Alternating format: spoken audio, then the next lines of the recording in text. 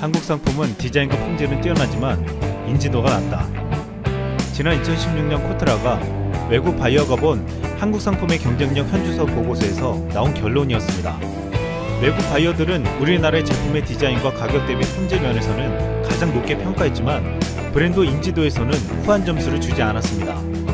특히 한국의 전기전자 제품은 기능 디자인 부문에서 경쟁력 1위를 나타냈지만 전기전자 제품의 브랜드 인지도에서는 일본, 독일 등의 선진국들보다 낮은 5위를 기록했습니다. 해외 바이어 10명 중 6명은 한국 상품을 수입하기 전에 우선 중국 제품과 비교한 뒤 결정한다고 말할 정도였습니다. 한국 브랜드는 결코 뒤지지 않는 경쟁력을 가지고 있었지만 인지도에서 일본, 미국, 독일을 이길 수 없었습니다. 수십 년 동안 이어온 전 세계인들의 인식을 바꾼다는 것은 쉬운 일이 아니었습니다. 심지어 삼성이나 LG 브랜드를 유럽이나 호주에서는 일본 브랜드라고 인식한 사람들도 많았습니다. 한국 국가 브랜드는 2016년 이후 꾸준히 성장하고 있지만 최근까지도 역부족이었습니다. 지난 2019년 영국 컨설팅 업체 브랜드 파이낸스가 발표한 국가 브랜드 발표에 따르면 한국은 브랜드 가치가 전년보다 9% 증가한 9위였습니다. 이미 전 세계에서 삼성과 LG는 최고의 가전이 되었고 현대와 기아차는 놀랍게 성장하고 있지만 아직까지 한국이라는 이름의 브랜드는 제대로 평가받지 못했습니다. 하지만 이번 사태로 인해 한국은 전혀 예상치 못한 놀라운 기회를 맞이했습니다.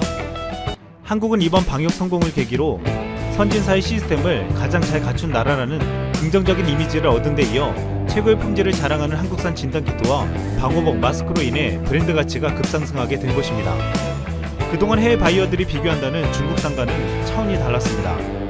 한국산에 대한 이미지가 높아지면서 진단키트를 수입하는 나라들은 메이드 인 코리아를 표기해달라고 요청하고 있고 우리 중소벤처기업부는 수출하는 진단키트 등 95개 제품에 브랜드 K를 붙이기로 했습니다. 놀라운 건 최근 수출기업들 사이에서 코리아 프리미엄이란 말이 나오고 있다는 것입니다.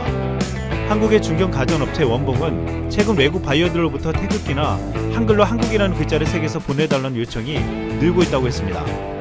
어떤 고객사들은 제품을 수입한 뒤 직접 태극기 도안을 제작해서 부착하기도 했다고 했습니다. 이 같은 한국 브랜드의 인기에 원봉이 공기청정기 판매량은 올해 1분기 지난해 같은 기간보다 70%가량 늘었다고 했습니다.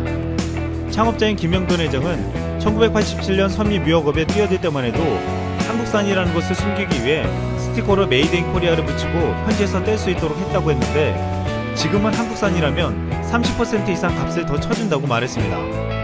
이번 기회로 한국의 국격과 브랜드 파워가 모두 높아지며 이제는 한국의 재발견이라는 말까지 나오고 있습니다. 그동안 기업의 가치에 비해서 낮은 주가를 기록했던 한국의 기업들은 이제 새로운 시대를 맞이할 것으로 보고 있습니다. 많은 국가들에게서 사양산업이 되어가고 있는 제조업에 대한 재평가 작업이 이루어지고 있습니다.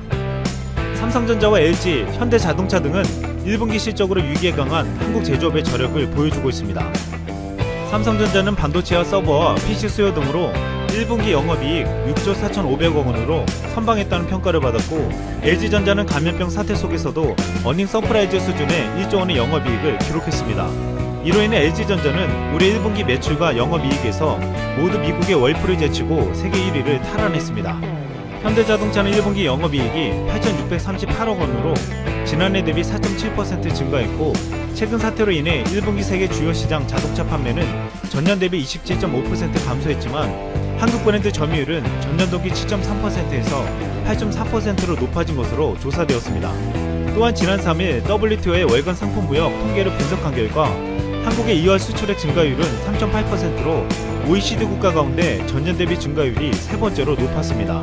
OECD 구리아 사무총장은 지난 21일 G20 국가 중에서 대한민국 경제가 가장 빨리 회복될 것이라고 밝혔습니다.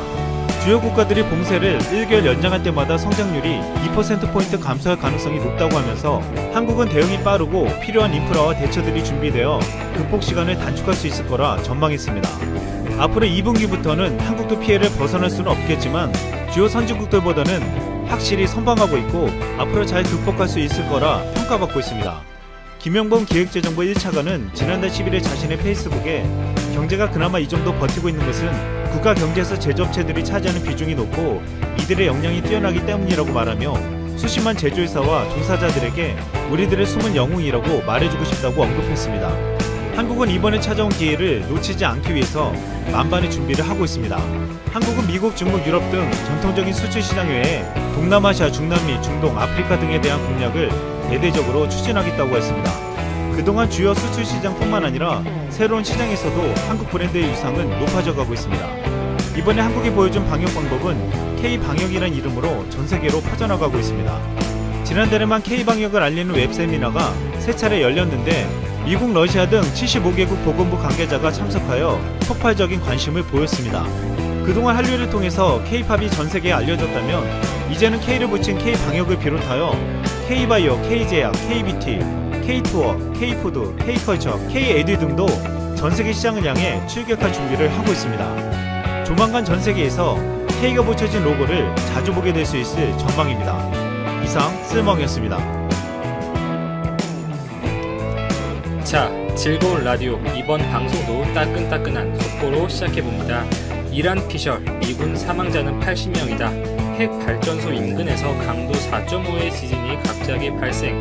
이 두 가지 주제에 대해서 한번 다뤄보겠습니다. 지금 각종 언론에 이러한 내용들이 타이틀로 걸려 있어요. 금일 이란이 이라크 내 미군 기지에 미사일을 한 15발 정도 발사했다고 보도가 되었죠.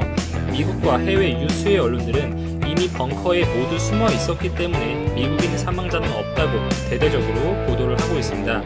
그러나 이란 국영방송은 전혀 다른 내용의 보도를 했는데요. 이번 이란의 보복 공격으로 미군 80명이 숨졌다고 밝혔습니다. 이란 국영방송은 혁명수비대가 미사일을 발사하면서 미국인 80명이 사망하고 미국의 드론과 헬리콥터 등의 많은 군사장비가 심대한 타격을 받았다고 보도했습니다. 또한 미국의 감지, 이 레이더 시스템이 이란의 미사일을 감지하는 데 실패해서 요격에 성공하지 못했다는 주장을 하였고 미국의 도널드 트럼프 대통령이 이란의 공격 직후에 괜찮다, all is well 이라는 트윗을 올렸습니다. 이는 이란의 미사일 공격으로 미국이 입은 피해가 별것 아닌 것처럼 보이려고 한 의도적인 꼼수라는 지적을 했습니다. 자, 두 언론의 보도 내용이 전혀 다르죠.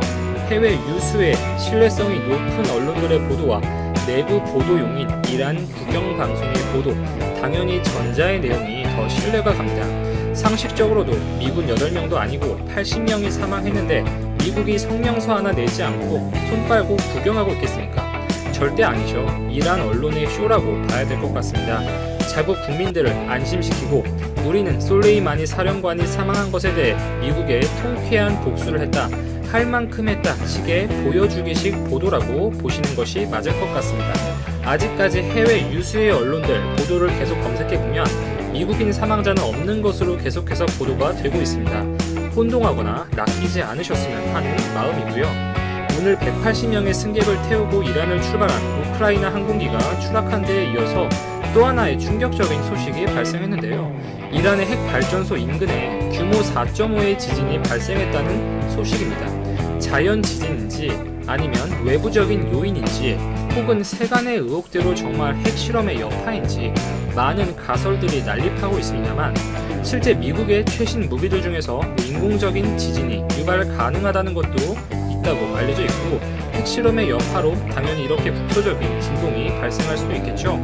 그러나 상식적으로 핵발전소 인근에서 핵실험을 하는 것은 설마 아무리 이란이라고 해도 가능성은 매우 떨어진다고 저는 보고 있습니다. 이후의 분석 내용과 언론 보도 등을 확인해 봐야 하겠습니다만 물론 이란도 지진이 흔히 발생하는 국가이기 때문에 그래도 현 시점에서는 자연 지진일 가능성이 더 높지 않을까 이렇게 보여지고요. 항상 이러한 자연 재해가 터지면 늘 등장하는 게 음모론 많은 추측들이죠. 굳이 오늘 우크라이나 항공기가 추락한 것도 그렇고 혹시 이러한 인공적인 충격파와 연관되어서 기술 결함이 생기지 않았을까? 그렇게 일부에서는 제시하고 주장을 하고 있기 때문에 정말 기술 결함이 확실하다면 어떠한 종류의 결함인지 정말 이란 측의 움직임과 전혀 별개의 것인지 확실한 팩트 체크는 필요할 것으로 보입니다. 그리고 몇 시간 전에 이란 테헤란을 출발한 우크라이나 항공기가 추락했다는 소식을 전해드렸었는데요. 정말 안타깝게도 생존자는 없는 것으로 확인이 되었다고 전해집니다. 추락 원인은 아직 공식적으로 밝혀지지는 않았고 이란 당국은 사고 현장에 조사팀을 급파해 원인, 피해 현황 등을 조사하고 있다고 합니다. 아직까지는 기체의 결함으로 추정을 하고 있어요.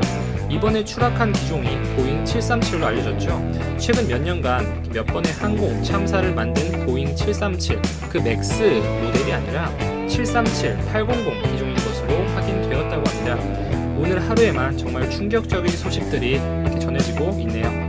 이상 즐거운 라디오였습니다. 이어서 빠른 소식 계속해서 업데이트 해드리도록 하겠습니다. 감사합니다.